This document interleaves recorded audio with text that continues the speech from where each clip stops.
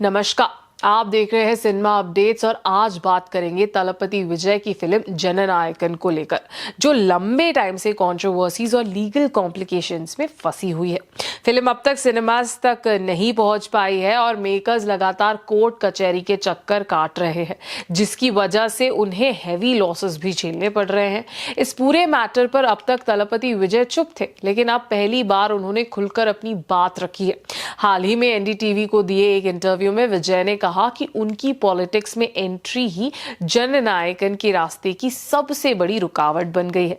विजय का कहना है कि उन्हें पहले से अंदाजा था कि जैसे ही वो पॉलिटिक्स में आएंगे उनकी फिल्म्स को टारगेट किया जाएगा। उन्होंने क्लियरली कहा, मैं मेंटली इसके लिए रेडी था, लेकिन मुझे अपने प्रोड्यूसर के लिए बहुत बुरा लग रहा है क्योंकि इस डिले की वजह से उन्हें नुकसान हो रहा है। विजय ने यह भी बताया कि पॉलिटिक्स में आना उनका सडनली लिया गया डिसीजन नहीं है, ये उनकी लॉन्ग टर्म प्लानिंग का हिस्सा रहा है। कोविड के बाद उन्होंने इस डिसीजन को लेकर और सीरियसली सोचना शुरू किया। उन्होंने अपने फादर एस.ए. चंद्रशेखर का जिक्र करते हुए कहा कि पॉलिटिक्स का माहौल उन्होंने बचपन से देखा है। विजय ने कहा, मैं 33 साल तक एक स्टार रहा हूं, लेकिन मैंने सोच समझकर उस पहचान को पीछे छोड़ा है।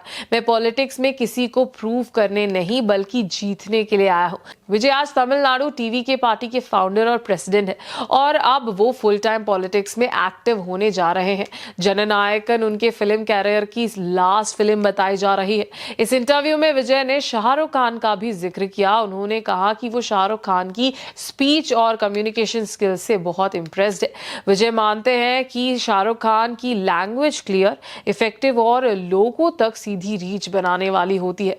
अब बात करते हैं जननायकन कंट्रोवर्सी की असली वजह की। फिल्म 9 जनवरी को रिलीज होने वाली थी, लेकिन सेंसर बोर्ड सीबीएफसी ने फिल्म को सर्टिफिकेट देने से इनकार कर दिया। दिलचस्प बात यह है कि शुरुआत में बोर्ड फिल्म को यूए सर्टिफिकेट देने पर एग्री था, लेकिन बाद में बोर्ड के एक मेंबर ने ऑब्जेक्शन रजिस्टर कराई। ऑब्जेक्शन में कहा गया कि फिल्म रिलीजियस हार्मनी को नुकसान पहुंचा सकती है और इसमें इंडियन आर्मी की इमेज को गलत तरीके से दिखाया गया है। इन कंप्लेंट्स के बाद सीबीएफसी ने फिल्म को सर्टिफिकेट नहीं दिया। इसके बाद मेकर्स केस लेकर पहुंचे मद्रास हाई कोर्ट, जहां से उन्हें रिलीफ नहीं मिली। फिर केस पहुंचा सुप्रीम कोर्ट, लेकिन सुप्रीम कोर्ट ने केस दोबारा मद्रास हाई कोर्ट भेज दिया। अब इस बीच सेंसर बोर्ड ने सुप्रीम कोर्ट में एक एप्लीकेशन डाली है, जिसमें कोर्ट से अपील की गई है कि कोई भी डिसीजन लेने से पहले सीबीएफसी का साइड जरूर सुने।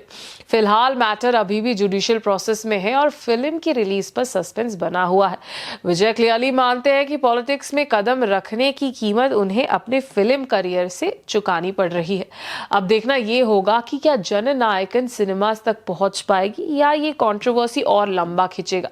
इस केस से जुड़ी हर अपडेट हम आप तक पहुंचाते रहेंगे। आप देखते रहिए केटीवी भारत। धन्यवाद।